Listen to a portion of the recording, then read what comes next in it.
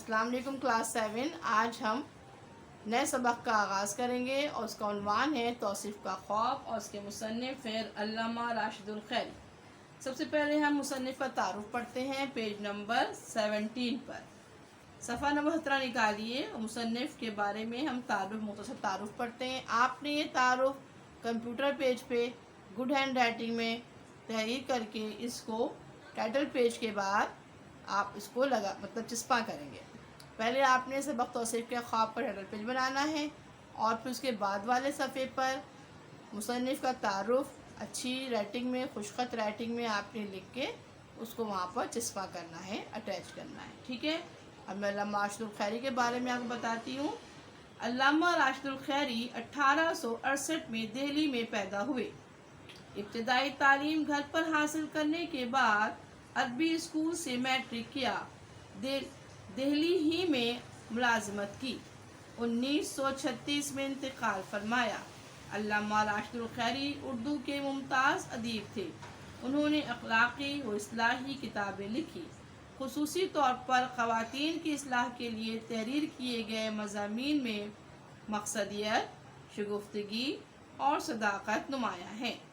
इनकी मशहूर तसानीफ़ में शब ज़िंदगी, सुबह ज़िंदगी, शाम ज़िंदगी, सहर समरना का चाँद और बिनतुल वक्त शामिल हैं। ठीक है। इस तरह से आपने मुसन्निफ़ का तारुफ जो है वो पढ़ा। अब हम सबक तौसीफ़ के ख्वाब की बुलंदख्वानी करने जा रहे हैं।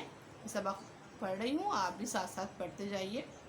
दरियाए हगली के किनारे पर एक अजीम शान कोठी है जिसके चारों तरफ एक सरसब्ज़ व खुशनुमा बाग महक रहा है, जिसमें तौसीफ़ अपने शौहर और 4 बच्चों समेत रहती है। किसी किस्म का रंजो गम उसके पास आकर फटका तक नहीं।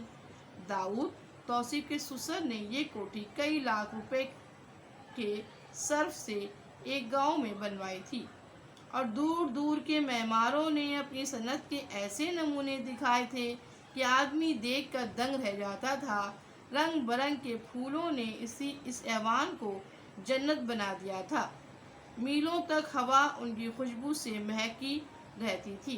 तायराने खुशुलहान के नगमे, आबशारों की सुरीली आवाज़ें ख्वाह मुखादिलों में उमंग पैदा करती थी। बेहतर से बेहतर ज़िंदगी दुनिया में किसी औरत की बसर हो सकती है, वो तौसीफ़ की थी। मूसा तौसीफ़ का शौहर उसके इशारों में कठपुतली की तरह काम करता था। 11 साल के अरसे में लड़ाई झगड़ा तो दरकिनार, किसी किस्म का इख्तलाफ तक सुनने में न आया। शाम के वक्त एक रोज़ तौसीफ़ पाए बाग में टहलती हुई बाहर निकली और सड़क पर आई। मूसा साथ था। दोनों मियाँ बीवी बातें करते पाँव पैदल दूर तक निकल गए। आदमी न आदमजाद, सर्द मौसम, शाम का वक्त, मुसाफत खाक ना मालूम हुई। यहाँ तक कि दोनों इसी जगह पहुँचे जहाँ तक एक इमारत की टूटी हुई दीवारें और गिरी हुई मेहराबें इसकी मस्जिद होने का पता दे रही थी। तौसीफ़ एक ऐसी माँ के दूध से पली और ऐसे बाप की गोद में बड़ी थी जहाँ मुफलिसी ने मज़हब की वक़्त रगों में कूट कूट कर भर दी थी। गो तग़य्युर हालात ने तौसीफ़ के ख़यालात में बहुत कुछ फ़र्क कर दिया था, मगर इस्लाम की अज़मत वो जहेज़ में लेकर ससुराल पहुँची थी। उस वक्त ये देखकर खाने खुदा इस हालत में हो, कुत्ते और गिदड़ इसमें रहें, दिल पर एक चोट सी लगी और उसने मुसम्मम इरादा कर लिया कि मस्जिद अस्सर नौ तामीर करा दूँ। वापसी पर चंद कदम के फासले पर उसने एक टूटी सी झोंपड़ी देखी। न मालूम क्या दिल में आई कि करीब पहुंची और देखा कि गरीब औरत अपने 2-3 बच्चों को लिए खामोश बैठी है। तौसीफ़ को ताज्जुब हुआ कि जंगल बियाबा में ये बच्चों वाली माँ किस तरह अपनी ज़िंदगी बसर करती होगी। पूछा, अरे तू कौन है और यहाँ क्यों रहती है? औरत खामोश रही और कुछ जवाब ना दिया।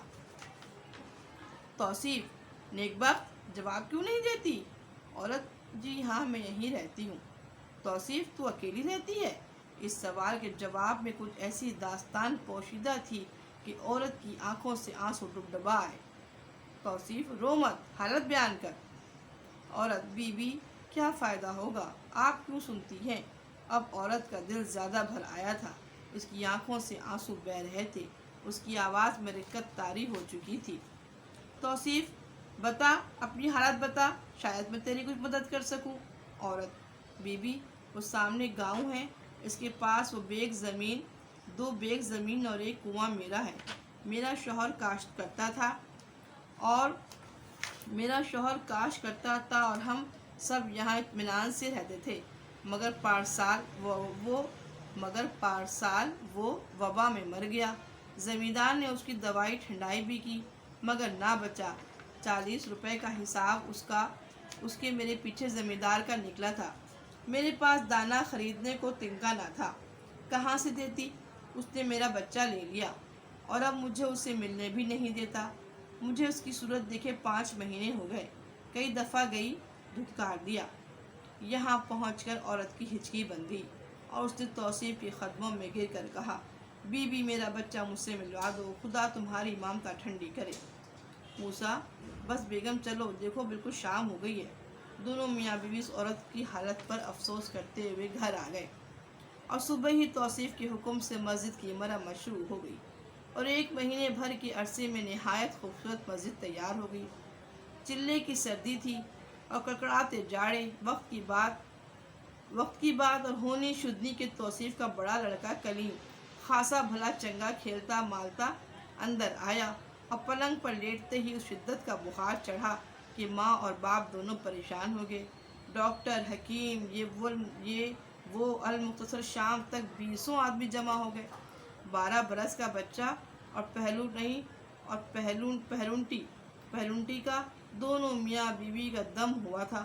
علاج جس قدر توجہ سے ہوتا تھا اس قدر حالت ردی ہوتی جا رہی تھی۔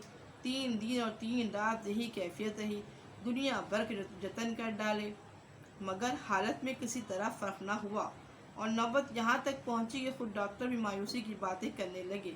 چوتھے روز جب کلیم پر بے ہوشی طاری ہوئی اور توصیف کلیجے پر گھونسا مار رہی تھی، اس کو اس عورت کا خیال آیا جس کا بچہ 40 روپے کے واسطے اس سے بچھڑا ہوا تھا۔ دن کے 3 بجے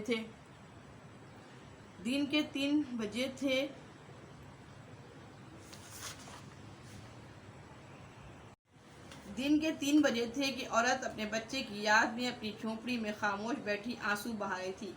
توصیف اس کے پاس پہنچی اور کہا، چلو میں زمیندار کا روپیہ دوں، تم اپنا بچہ لے آؤ۔ عورت پر ایک شادی مر کی کیفیت طاری ہو گئی۔ وہ اچھل پڑی اور ہاتھ جوڑ کر کہنے لگی، کیا آپ میرا بچھڑا ہوا کلیم مجھ سے ملوا دیں گی؟ توصیف، کیا تمہارے بچے کا نام بھی کلیم ہے؟ عورت، جی ہاں۔ توصیف، ہاں چلو، میرے ساتھ چلو۔ عورت توصیف کے ساتھ چلی، مگر راستے بھر اس کی حالت عجیب رہی۔ وہ توصیف کا منہ دیکھتی تھی، بلبلاتی تھی، گڑگڑاتی تھی، ہاتھ جوڑتی اور کہتی تھی کہ بیگم 40 روپے بہت ہے، مگر میں ہاتھ جوڑوں گی اور دوں گی۔ 5-6 روپے کے برتن تو میرے پاس ہیں، یہ لے جائیے، 3 روپے کا ایک بل ہے، باقی روپے جب تک میں نہ دوں آپ میرے کلیم کو اپنے پاس رکھ لیجیے، میں دور سے ایک دفعہ روز دیکھ آیا کروں گی۔ توصیف اپنے بچے کی حالت میں اس درجہ مستغرق تھی کہ اس کو دنیا و مافیا کا ہوش نہ تھا۔ وہ کسی بات کا جواب نہ دیتی تھی، نہ دینے کے قابل تھی۔ زمیندار کے گھر پہنچی تو توصیف کی صورت دیکھتے ہی اس کے اوسان جاتے رہے۔ اس نے روپیے دیے تو کہنے لگا، حضور آپ نے کیوں تکلیف کی، میں وہیں حاضر ہو جاتا۔ اب ایک عجیب منظر تھا۔ زمیندار نے کلیم کو آواز دی اور ماں کا دل جو بچے کی جدائی میں تڑپ رہا تھا مچھلی کی طرح لوٹنے لگا۔ وہ کبھی دروازے کو دیکھتی اور کبھی توصیف کو۔ اس کے ہاتھ توصیف کی طرف جڑے ہوئے تھے اور زبان صرف اتنا کہہ رہی تھی کہ بیگم تیری ممتا ٹھنڈی رہے۔ کلیم باہر آیا، ماں کی صورت دیکھتے ہی دوڑا اور اسے گلے میں ہاتھ ڈال کر چمٹ گیا۔ اس وقت عورت نے فرط مسرت میں ایک چیخ ماری اور توصیف کے قدموں میں گر کر کہا، اے بیگم خوش رہے، بچھڑا ہوا لال مجھ سے ملا دیا۔